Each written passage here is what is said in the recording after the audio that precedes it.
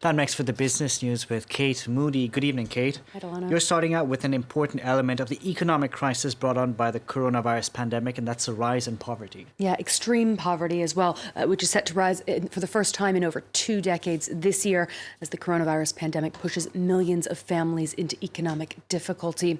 A new report from the World Bank confirms previous estimates that around 100 million people will be pushed into poverty across the globe this year, and 150 million people in extreme poverty by the end of 2021. That's about 9% of the world's population. More than 8 in 10 of the newly poor live in middle-income countries. Now, extreme poverty is defined as surviving on less than $1.90 per day. But there are other measures, too. Nearly a quarter of the world's population lives on less than $3.20, and more than 40% on $5.50. Well, we can speak now to the lead author of that report. Carolina Sánchez-Páramo is the World Bank's Global Director on Poverty. Thanks for joining us from Washington.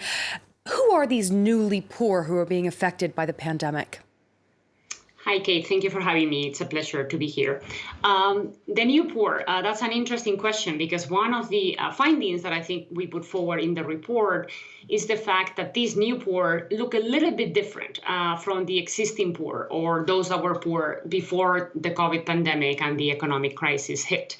And how are they different? Well, what we see is that they are relatively more educated than the existing poor. They tend to live in urban areas as opposed to the extreme poor or the chronic poor who are more likely to live in rural areas. And they tend to be employed in the informal sector, particularly in services and construction. And this has important implications for how we think about responding to the impacts of the crisis. And it calls for governments to think about ways in which policies have to be adapted to respond to both the needs of the existing poor and now these new poor who have a different profile. Now, in addition to that international extreme poverty rate of $1.90, the World Bank also measures poverty in lower and middle income countries. How does the picture change when we take that into account? Where are we talking about specifically? So you already alluded to the fact that obviously when we use higher standards, standards that reflect what upper and lower middle income countries themselves do when they measure poverty, for national purposes, we find first that the number of people who are considered poor is larger, right? So that's the first result, obviously, of using those higher lines. We also see that then the profile of this poverty changes, right? And it tends to be, again, include more individuals in urban areas and more individuals that are employed outside agriculture, which is consistent with the fact that many of these poor, defined by higher lines, are in middle-income countries, and the economic structure and the level of urbanization of these countries is different. We also have projections in terms of the impact of COVID and the crisis, not just using the extreme poverty line, which you alluded to in your introduction, but using these higher lines. And that, doesn't necessarily change what I said earlier about the profile of the new poor. It, of course, changes a little bit where these new poor are. When we use the lower line, the $1.90, most of the new poor are in South Asia and Sub-Saharan Africa. When we move to higher lines, in particular the $5.50 line, we also see a significant number of new poor in East Asia. Now, governments around the world are spending billions to try and support businesses and households during this pandemic. How much of that is directed to the poorest people? So my sense is actually a lot of it is trying to reach the poorest people, particularly resources that are being devoted to the expansion of existing safety net programs, cash transfer programs, or to the creation of new programs. And, the World Bank has supported many of those efforts. Having said that, there are some challenges that we are facing and trying to overcome as we do this. And I just want to talk about a couple of those. The first challenge is that because the new poor, as we were just discussing, are a little bit different from the existing poor, they are not necessarily covered by existing programs, right? Existing anti-poverty programs are, rightly so, designed to reach those that were poor before COVID. And therefore, they tend to serve rural areas. They tend to serve a particular type of household and individual that are not necessarily the same people that are now being affected. So governments are innovating quite significantly to make sure that as they expand these programs and these benefits, they are actually reaching these new poor, particularly in urban areas.